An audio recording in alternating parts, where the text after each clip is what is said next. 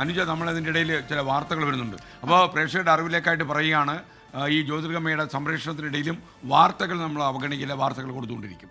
അനുജ, ആ വാർത്ത വരുന്നത് കോതമംഗലം കോട്ടപ്പടിയിൽ നിന്നാണ്. ഒരു കാട്ടാന കിണറ്റിൽ വീണിട്ടുണ്ട്. ആ കാട്ടാനയെ പുറത്തെത്തിക്കാനുള്ള ശ്രമം തുടരുകയാണ്. കിണറിടിച്ച് ആനയെ പുറത്തെത്തിക്കാനുള്ള നീക്കമാണ് നടക്കുന്നത്. MLA യുടെ നേതൃത്വത്തിൽ മറ്റൊരു ഭാഗത്ത് നാട്ടുകാരുടെ പ്രതിഷേധമുണ്ട്. വനം വകുപ്പിനെതിരെ MLA ആന്റണി ജോൺ രംഗത്തെത്തി. അദ്ദേഹം പറഞ്ഞത് കേൾക്കാം. 30 കിലോമീറ്റർ ദൂരത്തിൽ ഡബിൾ ലൈൻ ഹാങ് ഫെൻസിംഗ് പ്രവൃത്തി 3.25 കോടി രൂപ ചെലവഴിച്ചുകൊണ്ടുള്ള ആ പ്രവൃത്തി, അത് വളരെ താല്പര്യമെടുത്തുകൊണ്ടാണ് ആ പ്രവൃത്തി ഇവിടെ നടപ്പാക്കാൻ വേണ്ടി തീരുമാനിച്ചത്. ആ വർക്ക് വളരെ വേഗതയിൽ മുന്നോട്ട് കൊണ്ടുപോകുന്ന കാര്യത്തിനകത്ത് വനം വകുപ്പിന്റെ ഭാഗത്തു നിന്നും ഗുരുതരമായ വീഴ്ചയാണ് ഉണ്ടായിട്ടുള്ളത്. എന്ന് ഈ ഫെൻസിങ്ങിന്റെ വർക്ക് പൂർത്തീകരിക്കാൻ കഴിയുമെന്നുള്ള കൃത്യമായ ഉറപ്പ് ലഭിക്കാതെ ആനയെ കയറ്റിക്കൊണ്ടുപോകാൻ സമ്മതിക്കില്ല.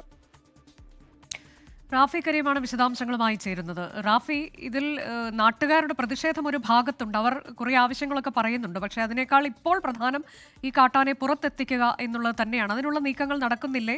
മറ്റ് വിശദാംശങ്ങൾ എന്തൊക്കെയാണ്?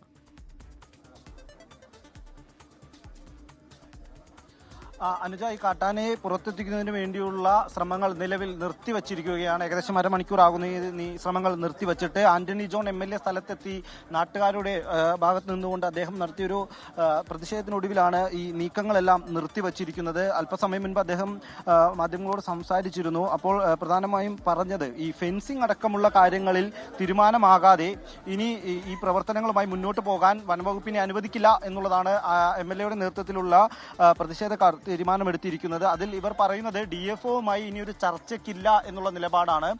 ഇനി ജില്ലാ കളക്ടർ നേരിട്ട് ഇവിടെ സ്ഥലത്തെത്തി ഈ വിഷയത്തിൽ ഫെൻസിംഗ് അടക്കമുള്ള കാര്യങ്ങളിൽ ഉടൻ തീരുമാനമെടുത്താൽ മാത്രമേ ഇനി ഏതെങ്കിലും തരത്തിലുള്ള ചർച്ചകൾക്കുള്ളൂ എന്നുള്ളതാണ് ഈ MLA അല്പസമയം മുൻപ് നമ്മളോട് പറഞ്ഞപ്പോൾ ആന്റണി ജോൺ MLA തന്നെ നമ്മളോടൊപ്പം ചേരുന്നുണ്ട്.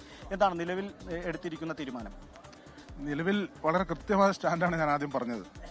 ഇവിടെ കോടിക്കണക്കിന് രൂപ ചെലവഴിച്ച് 3.25 കോടി രൂപ ചെലവഴിച്ചുകൊണ്ടുള്ള ഒരു വലിയ വർക്കാണ്. ഈ മണ്ഡലത്തിന്റെ ചരിത്രത്തിൽ ആദ്യമായിട്ടാണ് അത്രയേറെ ദൂരത്തിൽ 30 കിലോമീറ്റർ ദൂരത്തിലാണ് ഡബിൾ ലൈൻ ഹാങ് ഫെൻസിങ് വലിക്കുന്ന പ്രവൃത്തിയാണ് പ്രഖ്യാപിച്ചത്.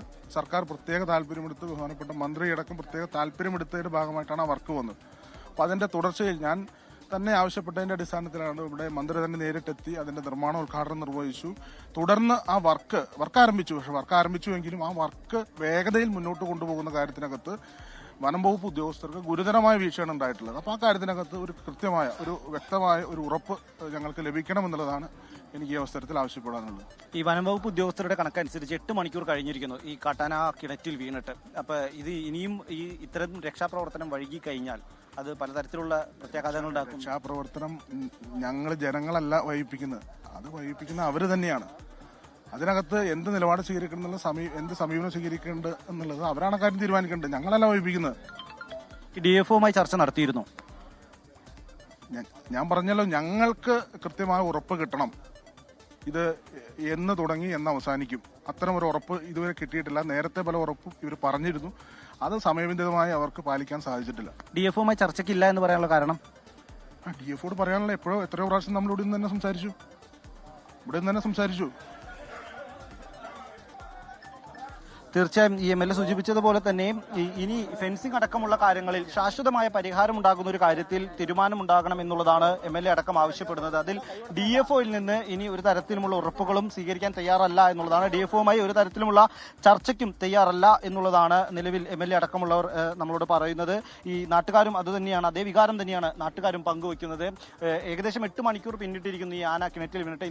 ഇന്ന് പുലർച്ചെ ഏകദേശം 3 മണിയോടുകൂടി കിണറ്റിൽ വീണു എന്നുള്ളതാണ് വനംവകുപ്പ് ഉദ്യോഗസ്ഥരുടെ ഒരു കണക്ക്. അങ്ങനെയെങ്കിൽ 8 മണിക്കൂർ പിന്നിട്ടിരിക്കുന്നു ആന ഇത്തരത്തിൽ കിണറ്റിൽ വീണിട്ട്.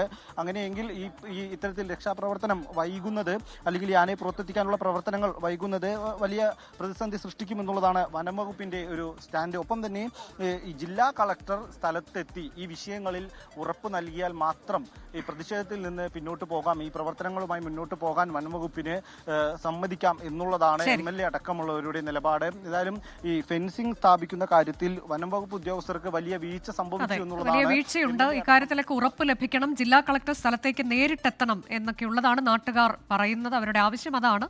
അതല്ലാതെ ആ കാട്ടാനയെ പുറത്തെത്തിക്കാൻ സമ്മതിക്കില്ല എന്ന കർക്കശ നിലപാട് കൂടി പ്രദേശവാസികൾ സ്വീകരിച്ചിട്ടുണ്ട്.